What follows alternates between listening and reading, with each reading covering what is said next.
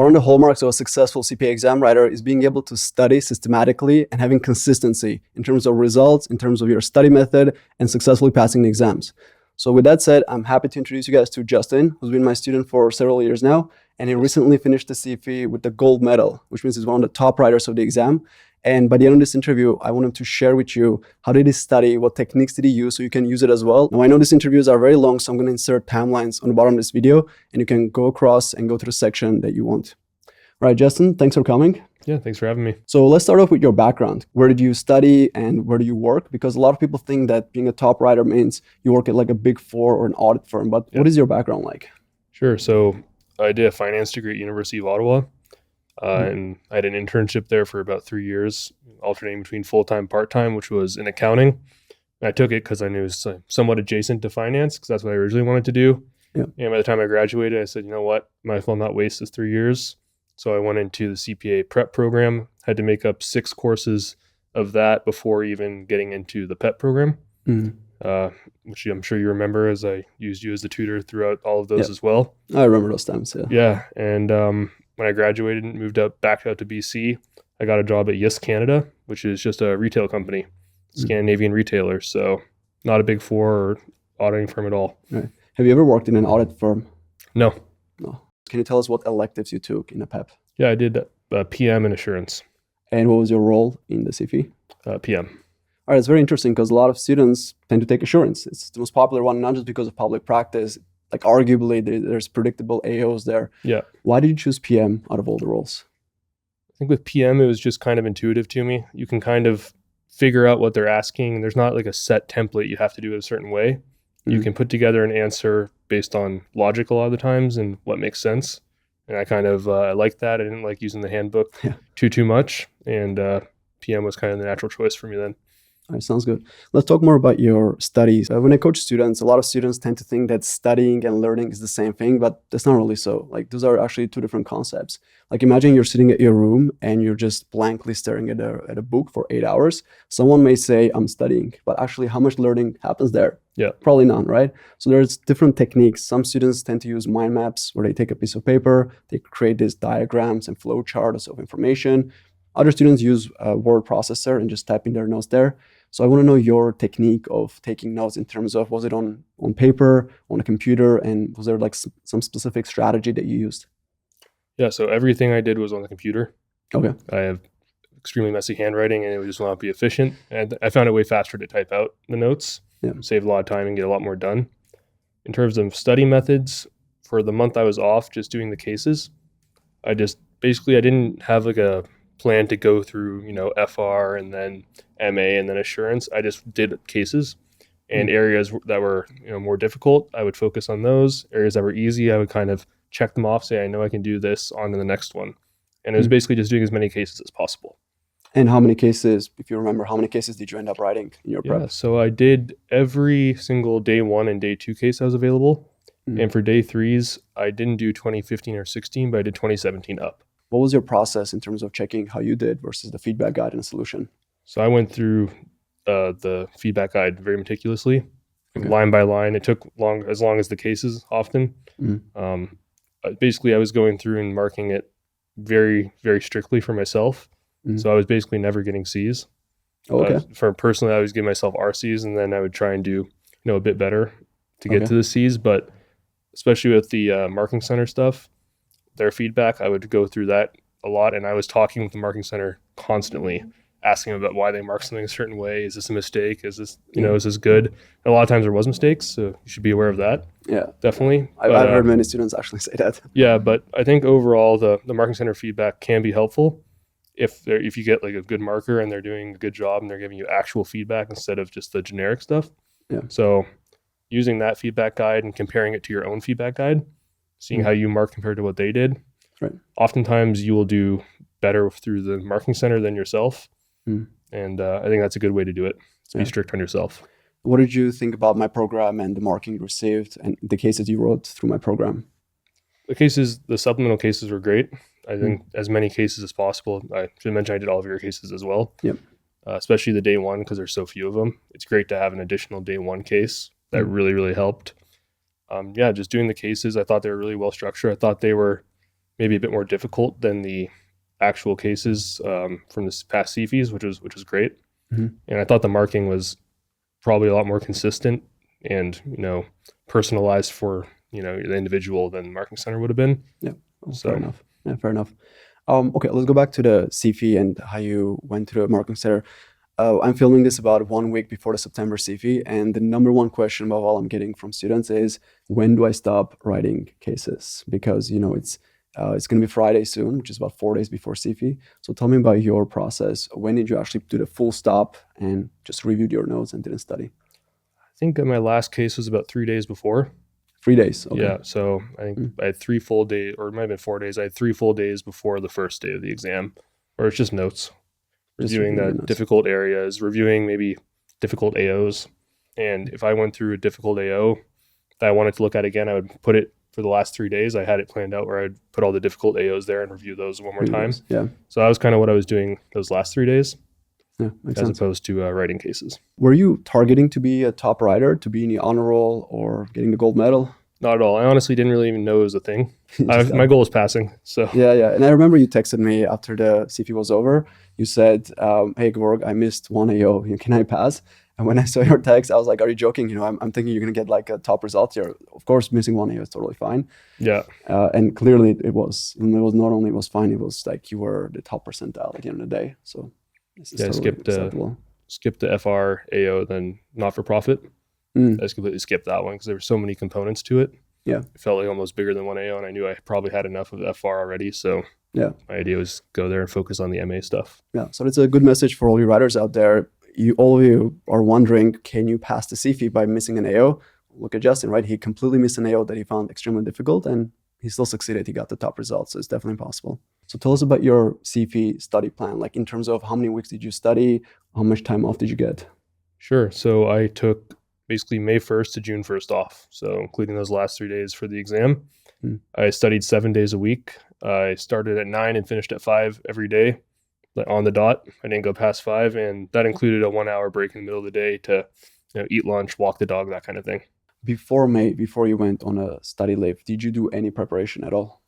I just did the capstone 2 stuff that we had. So I guess that would be considered studying as well. But I was just doing the ones that were due per the capstone 2 schedule.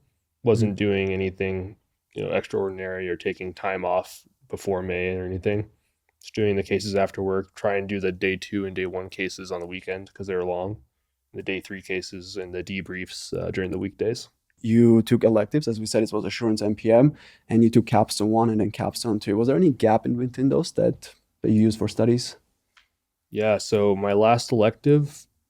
my last elective, which was assurance, and capstone 1, I had 4 months off. Just the way the calendars fell, and I didn't do anything school-wise in those 4 months. So I basically started capstone 1. Then I honestly didn't find capstone 1 overly useful. I thought I think I probably could have started studying. And there's a lot of free time in capstone 1 I found, so I thought I could have probably done some more studying then looking back at it now. Yep, maybe save myself some stress and hours, in May. But during your preparation for the CFE, did you mimic the exam conditions? Meaning, did you type just with the laptop screen without using your keyboard and monitors, using the time constraint? Or were you just taking your time and going over the exam's time limit? So for the first 2 weeks, I basically just did it on a big desktop. I had Excel and Word on one side and the case up on the other side of the screen. And then per your advice, about 2 weeks out is when I started to actually mimic the exam conditions. That's when I printed off every case that I had left. I brought just my laptop and a wired mouse, sat at my kitchen table, and made it an exam-like conditions. In terms of sticking to the time budget, I always stuck to the time budgets. I recommend you do that. It's the most critical part, right? The time pressure. So sticking to those time budgets is important. I didn't necessarily sit for 4 or 5 hours straight for day 1 and day 2 cases, but I made sure I always stayed within the total time I spent within that time limit. So occasionally you took a break, like after you did a certain section, just to take a walk or exactly. Relax. I see. Arguably the most difficult competency in the CPA program is taxation. A lot of students struggle with taxation, and it is tested on the CFE. So Justin, how did you study for tax competency? Sure. So my capstone 2 workshop leader was really good, and he had an idea because he struggled with tax too. He said where he went through all his cases and every AO tax wise, he would write it down in basically a Excel or Word document. And so by the end of it, he basically had covered every possible way that they would probably test you on a tax AO. Yeah. And I thought that was great because I do struggle with tax myself. And I did that same thing with all the cases that were available. I mentioned that I didn't do the 2015 or 16 day 3 cases, but I did go through them for the tax AOs, specifically just scanned through them quickly and wrote those down in my notes as well. And that allowed me to cover basically every kind of taxable or testable area of tax. Key success factor for passing the CPA exams is typing speed. I speak a lot about it in my YouTube videos. I'm curious to know if you're a fast typer and whether you know your typing speed. Yeah, so I believe I'm pretty fast typer, around 70 words per minute. I'm not sure what the average is, but it's about 50. 50? Okay, so yeah. I think that's definitely helpful because I was typing kind of full throttle through all 3 days till the very end. So I think that allowed me to get a lot of information onto the pages. Perfect. And speaking about that, tell us about your outlining technique. And I want to be very specific about CFE day 1, day 2, and day 3. So when you outline a case, do you use paper, computer? Do you have any highlighters that you use to highlight the cases? I don't use highlighters. All of my outlining is on the computer, just because I feel like you can use that outline and build out your case a lot quicker, and that'll save you time. So starting with day 1, basically followed the 8 steps or whatever it is, the introduction, the SWOT, all of the different assessment areas. And I basically just wrote it out, and I was copy and pasting stuff, pros and cons. I'd have like a bullet point ready for each one. I basically structured each of the I think strategic issues. I would just copy and paste it 4 times. Then I did the same thing for operational issues, and I basically had spent maybe like 5 minutes doing that, and I had the full template laid out. Yeah, the skeleton, as I teach in my program, right? Skeleton. Exactly. And that saved a lot of time, because then you can go through, you're not worried about underlining and bolding and all that stuff. Just get it done right away, copy and paste it. It will save you time, and then you can focus on the important parts. And what about day 2? Day 2, something similar. I basically knew there was going to be 13 AOs like there typically was. And I would basically have like an issue, analysis, and then recommendation. And I would have like a blank title that's just like XXXXX or whatever. And I copied it, pasted it 13 times. And then I would go through and update the title for what it would be, just so I was able to reference it. And then as I would go through day 2, I would be looking for every issue, and I would basically put that in the issue, a bunch of details of what it was. And I made sure to make that pretty detailed, so I wasn't going back up into the case a lot. I was focusing more on the area where there was the actual information as opposed to the question or the prompt. Yeah. Okay. Just on a day 2 topic, a question I get from students is about FR competency, whether it's better to memorize it or just look it up in a handbook. I know FR is probably not your strongest area. I mean, you did well, but you mentioned you skipped one on the AOs. What strategy did you choose? Memorization versus copying from the handbook? I didn't memorize anything. Okay. For in the handbook, I was using going into the handbook, but I did practice the handbook a lot, meaning I would practice searching, in my studies before. I would spend time being like, if it was a difficult revenue rec question, like maybe like rewards points or consignment or something like that, I would practice the search prompts that would lead me to it directly, so that I knew where I could go, and then I knew where to copy and paste it. I felt like that was very helpful. I didn't like, in terms of even just the standards, I didn't recognize the numbers of the standards or anything. I just got familiar with where they were in Notia, and that saves a lot of time when you're just going through quickly, know where they are, type out quickly, and then copy and paste it as opposed to typing it out. So that was my strategy. It may not work for everyone, but you know the Surpass program, the one that you use to write your exam? I hate it. A lot of students hate it because actually a lot of functions there don't work, like Control F doesn't work, and it's a bit buggy. Did you find it was a big obstacle for you when you wrote the exam? Not too bad, because I knew that in Notia you couldn't use Control F, so I was practicing using the search bar. Got it. The parentheses and all that, because Control F is very easy, right? You can go in there and do it way faster. But when I was doing my actual cases, I made sure to not use it, and to do it, the right way, the exam way, and use the search bar. And that's a good tip for all of you out there. Surpass doesn't have Control F, so practice using quotation marks and search that way in the Notia search bar, even during your preparation. Okay, I interrupted you at the day 2. Talk us about the day 3 outline, because day 3 is so time crunched that creating an outline is almost unrealistic in that short time frame. So did you do the same strategy where you're just creating the skeleton and just copying, pasting multiple times? Yeah, so basically what I did is I'd have, start the first case. I knew the title or whatever, all that kind of stuff. Didn't put a lot of detail. in those kind of like to, from, RE things on any of the days except for day one. But yeah, for day 3, I did the same thing. I had like an issue, analysis, recommendation. I copy pasted like, 4, 5, 6, 7 times. And then I would just have it there. If I needed to delete them, I could delete them. If not, I would just use them. And that's how I did it. So that saves a bit of time as well. Right. But you don't know how many AOs are going to be on each one. It's a bit more difficult to plan it out like that. I want to talk a little bit more about your role, the PM role. A lot of students struggle with management accounting. It's I just said earlier, tax is a very tough competency, and really it is because there's a lot of stuff there. Yep. But MA seems to be a huge challenge. And I actually remember when you took the Core 2 exam and the PM exam as well. And I remember seeing your transcript where you had like distinction all over the place. And like how did you manage to do it? Because a lot of people struggle with MA. So both in CFE and also in your Core 2 and the PM elective, how do you study management accounting? Because it can be tested in so many different ways. Yeah, it's a difficult one. I guess the number one thing I say is just you have to do cases. Just doing as many cases as you possibly can, you're going to get familiar with them. Especially with PM. PM's a good one because you kind of have that overlap from the MA side, from the common area of day 2, and then the PM stuff's quite similar a lot of times. So when you're doing the PM role, I think that's very beneficial to target the MA side as well, because you kind of get that kind of double dip in your studying. Yep. Because a lot of it does overlap. So if you're doing PM, know that you do have that benefit.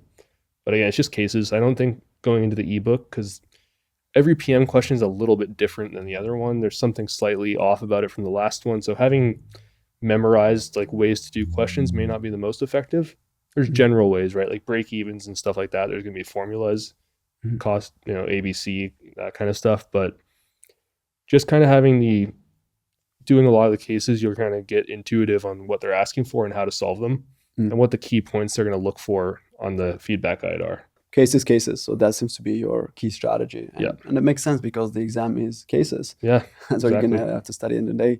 Just to share with the viewers, another strategy for tax and MA you can try is create an Excel workbook and have multiple tabs on the bottom. And remember, Justin, there was one resource I have called MA templates in my program. I'm not sure if you took advantage of it, but in there I had several tabs with common templates and step-by-step formulas on how to approach. I think that's a strategy that will work as well. So, I do remember that. I used that a lot in Core 2 when you're first kind of getting into that MA world. It's not very common outside of the CPA program, I don't think.